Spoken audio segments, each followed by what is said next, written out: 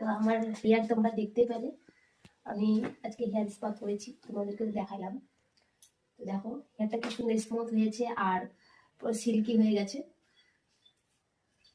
তো আমি তার হেয়ার স্পার পরে কি কি লাগিয়েছি তোমাদেরকে তো পুরো ভিডিওতে দেখাই, তোমাদেরকে বাকি দেখাবো এখন।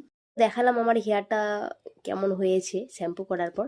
তোমাদের সাথে প্রোডাক্টটা শেয়ার করা হয়নি, সব প্রোডাক্টটাই যে আমি কি কি লাগালাম আমার হেয়ারের মধ্যে। তো চলো তোমাদের সাথে শেয়ার করে দিই পুরো প্রোডাক্টগুলো। তো ফার্স্টে তো আমি এটা তোমাদেরকে দেখাইলাম, এটা লাগিয়েছি। তো এটা লাগানোর পর আমি 1/2 ঘন্টা বসেছিলাম। তো এটা লাগানোর পর তারপরে 1/2 ঘন্টা বসে থাকার পর আমি শ্যাম্পু করে নিয়েছি কেশর জ্যোতি। এটা হচ্ছে আকাঙ্ক্ষা কোম্পানির। তো এটাও সেই কোম্পানিতে। তো এই শ্যাম্পুটা আমি লাগিয়েছি। এই শ্যাম্পুটা লাগানোর পর আমি এই যে এটা কন্ডিশনার আমি লাগিয়েছি। এই কন্ডিশনারটা লাগানোর কিছুক্ষণ রাখতে লাগে মানে হেয়ারের মধ্যে।